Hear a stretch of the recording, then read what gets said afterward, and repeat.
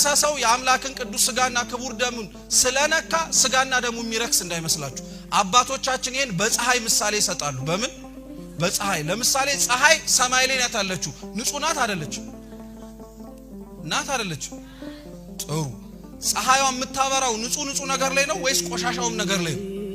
ሁሉም ላይ አይደል ስለዚህ ንጹህ የሆነችው ፀሐይ ቆሻሻው ላይ ስላበራች ቆሻሻ ትሆናለች ስለዚህ ንጹህ የሆነው እግዚአብሔር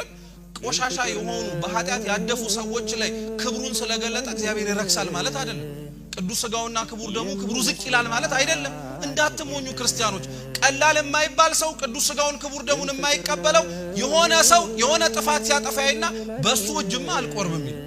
በሳቸው እጅማ አረ በፍጹም ይላል እንዳትሞኙ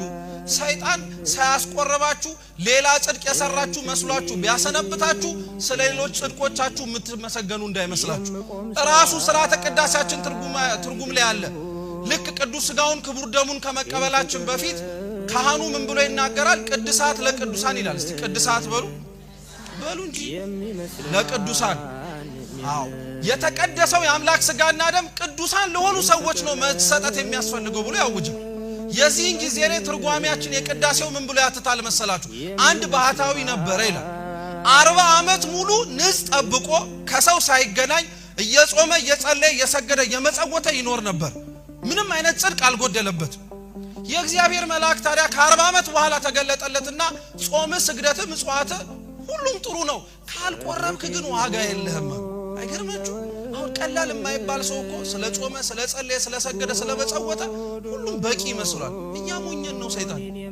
የዘላለም ሕይወት ይሰጣል ተብሎ መጽሐፍ ቅዱስ ላይ ተጽፎ የምናገኘው ቅዱስ የሆነውን የአምላክ ስጋና ደምን ብቻ